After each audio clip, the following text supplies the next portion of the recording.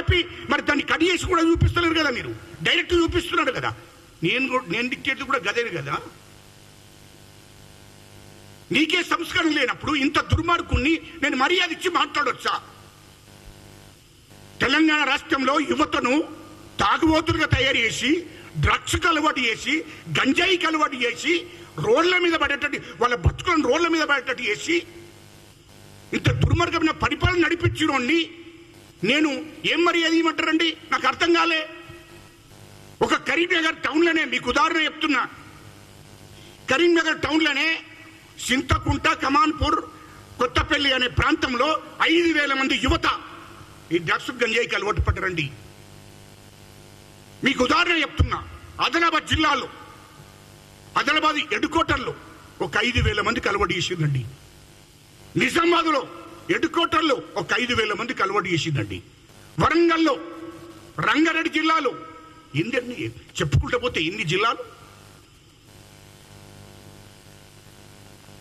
మీ media ద్వారా నేను ఇది యువతకు తెలవాలి, ప్రజలకు తెలవాలి. ఇది ఒక్కటన్నా వదిలేశాడా? డ్రగ్స్ వదలలే, గంజాయిని వదలలే, మందు విచ్చలివిడిగా ఇష్టం వచ్చిన మళ్ళా ఇవన్నీ అలవాటు చేసి జనానికి, యువతకు అలవాటు చేసి మళ్ళా డ్రంక్ అండ్ డ్రైవ్, మళ్ళా అట్లా యువత మీద డబ్బులు గుంజడమే. ఆ బండి ఆడబెట్టిపోయి దానికి ఫైన్ కట్టి, వారానికి 2 సార్లు ఫైన్లు కట్టి వాళ్ళ దగ్గర మొత్తం విచ్చలవిడిగా దోపిడీ. యువత మీద, తెలంగాణ ప్రజల మీద ఇంత దోపిడీ చేసి డబ్బును మొత్తం సంపాదించి లక్షల కోట్లు ఇతర దేశాలలో పెట్టుబడులు పెట్టినటువంటి దుర్మార్గుల గురించి నేను మర్యాద ఇచ్చి ఎట్లా మాట్లాడాలి? మర్యాద ఇచ్చి మీరు అర్థం చేసుకోవాలి. ఇంత ఆవేదన మీకు అర్థమై ఉంటుంది. ఎవరికి వాళ్ళు చేసింది? అరే నిరుద్యోగులు ఉద్యోగాలు కావాలన్నందుకు వాళ్ళ మీద కక్ష కట్టిందండి. వీళ్ళంతా చదువుకొని రేపు పొద్దుగాల మమ్మల్ని ఉద్యోగాలు ఇట్టి అడగనిక్కిరి. మేము ఇంటికో ఉద్యోగం అన్నామా? ఎవరికి ఉద్యోగాలు ఇవ్వలేదు కదా కేసీఆర్, కేటీఆర్. ఇంటికో ఉద్యోగం అన్నాడు, ఎవరికి ఉద్యోగాలు ఇవ్వలే. ఉద్యోగ అవకాశాలు కల్పించాలి. తెలంగాణ రాకముందు ఏమన్నాడు?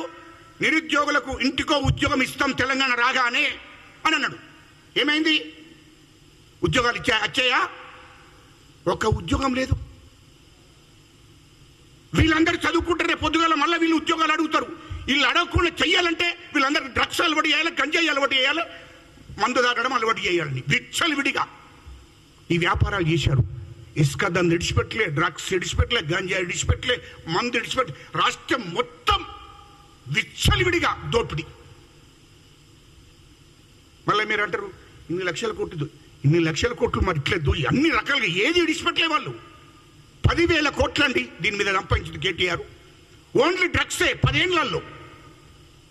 అలా అధికారం ఉన్నన్ని రోజులు కేసీఆర్, కేటీఆర్ కుటుంబం ఎంత దుర్మార్గమైన పరిపాలన చేసిందండి. ఇంకో ఎపిసోడ్ చెప్తా నేను తర్వాత. ఈ కేటీఆర్ ఆ డ్రగ్స్ దాక్కుంటే ఏం చేసిండో నెక్స్ట్ ప్రెస్ మీట్లో చెప్తాను. ఎందుకంటే ఇది 3 ఏళ్ళు నడవాలి కదా ఎపిసోడ్. 1, 2, 3, 4, 5 ఇట్లా ఖచ్చితంగా జరగాలి కదా.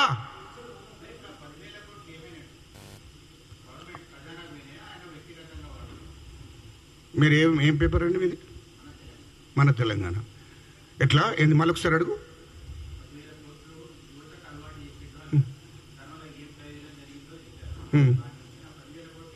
$10,000 కోట్లు ఆయన సొంత ఆయన డ్రగ్స్ తీసుకొచ్చిన ఎవరికైతే డ్రగ్స్ తీసుకొచ్చి అమ్మినరో వాళ్ళకి బెనిఫిట్ అవుతుంది. ప్రభుత్వానికి ఎందుకు బెనిఫిట్ అవుతుందండి? చెప్పండి, ఎందుకు బెనిఫిట్ అవుతుంది అంటున్నా. డ్రగ్స్ అనేది ఇది నిషేధం. డ్రగ్స్ అనేది తాగకూడదు. డ్రగ్స్ అనేది మన భారతదేశంలో నిషేధం. అది తెలంగాణ రాష్ట్రంలో నిషేధం. ఉమ్మడి రాష్ట్రంలో ఎప్పుడు కూడా డ్రగ్స్ ఇక్కడ అలవాటు చేయలే. వైఎస్ రాజశేఖర రెడ్డి గారు ముఖ్యమంత్రి ఉన్నాడు, కిరణ్ కుమార్ రెడ్డి గారు ముఖ్యమంత్రి ఉన్నాడు. అప్పుడు డ్రగ్స్ అలవాటు లేదు. ఇక్కడ డ్రగ్స్ అలవాటు అయింది ఎప్పుడో కేసీఆర్ ముఖ్యమంత్రి అయిన తర్వాత, కేటీఆర్ మంత్రి అయిన తర్వాత. దాని సృష్టికర్తనే కేటీఆర్ కదా. డ్రగ్స్ గంజాయి అలవాటు ఎట్లయింది? కేటీఆర్కు మొదలు డ్రగ్స్ తీసుకున్న అలవాటు ఉంది. ఆ అలవాటు తెలంగాణ ప్రజలందరికీ, యువతకు అందరికీ కూడా అలవాటు చేయాలని చేశాడు. అదేవిధంగా సినిమా ఇండస్ట్రీ వాళ్ళకు పాపం వాళ్ళు ఎక్కడో ఏరుగా ఎవరన్నా తప్పిపోయి ఎక్కడో పోయినప్పుడు ఏదో ఇతర దేశాలకు పోయినప్పుడు అది తీసుకునే వాళ్ళట, నాకు కూడా తెలియదు. కానీ ఇప్పుడు కొత్తగా వచ్చిన హీరోలు, కొత్తగా వచ్చిన హీరోయిన్లకు అందరికి అలవాటు చేసింది కేటీఆర్ కదా డ్రగ్స్. మళ్ళీ అలవాటు చేయించి ఈయన మాట ఎవరైతే ఆ ఫోన్ టాపింగ్లో ఎవరైతే ఇండియాదో వాళ్ళ మీద కేసులు పెట్టించిండు. ఇక వీళ్ళకి డ్రగ్స్ అలవాటు ఉన్నది. హీరోలు అయితే, డైరెక్టర్లు, హీరోలు అయితే ఎవరైతే మాట్లాడలేదో వాళ్ళ మీద కేసులు పెట్టించిండు. వీళ్ళు నా దగ్గరికి రాలేదు, వీళ్ళు డబ్బులు ఇవ్వలేదని. ఇక హీరోయిన్లు అయితే వీళ్ళు నా మాట ఇంటలేడని వాళ్ళ మీద కేసులు పెట్టించిండు. ఏంటి ఇంత దుర్మార్గమైన పరిపాలన ఎక్కడ నన్ను ఉంటుందా? మళ్ళీ నీతులు చెప్తున్నాడు నాకేం సంబంధం లేదని. ఉన్న వాస్తవాలు మాట్లాడుతున్నా. నాకు చెప్పానండి, మీ మీడియా ద్వారా అడుగుతున్నా, ఎవరైతే ఇతర పార్టీల వాళ్ళని కానీ టీఆర్ఎస్ పార్టీలు ఎవరైనా కానీ ఇంతకుముందు 2014 దాకా ఈ రాష్ట్రంలో, ఉమ్మడి రాష్ట్రంలో డ్రగ్స్ అలవాటు ఉందా? విచ్చలవిడిగా ఎక్కడన్నా గ్రామ స్థాయిలో, మండల స్థాయిలో, జిల్లా స్థాయిలో డ్రగ్స్ దొరికిందా? దొరకలే.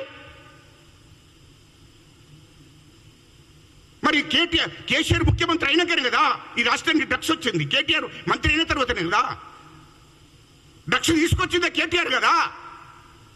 కాబట్టి ఇదంతా ఎట్లా విచ్చలవిడిగా తయారు చేసిండు? ఆ డ్రగ్స్ తీసుకుంటా సరే, కేటీఆర్ అంటాడు సచ్చేటోడు చావని, అది పక్కకు పెట్టు. నీకు అలవాటు అయితే నువ్వు బడాబాబు దోపిడీ చేసిన డబ్బుతో నువ్వు తాగుతున్నావు, తింటున్నావు, అది నేను అడగడంలే. అనవసరంగా పిల్లలను నా సర్వనాశనం చేసినావు కదా. అలా పొట్ట చేత పట్టుకొని వాళ్ళు పట్టుకోవడం కోసం వచ్చినటువంటి సినిమా హీరోయిన్లను వాళ్ళ బతుకులు సర్వనాశనం చేసినావు కదా. ఇక్కడ వేల మంది యువతులను సర్వనాశనం చేసినావు కదా. ఇది అలవాటు చేసి,